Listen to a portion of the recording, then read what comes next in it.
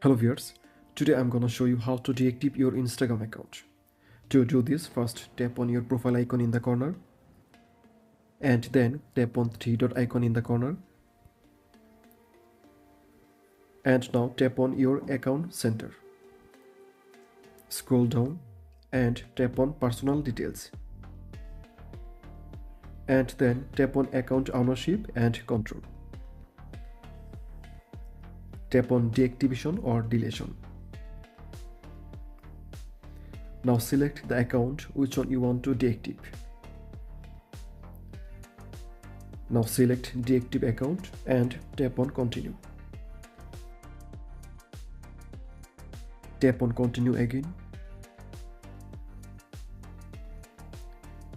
Now enter your account password and tap on continue to deactivate your Instagram account. By doing this process, you can deactivate your account. Thank you.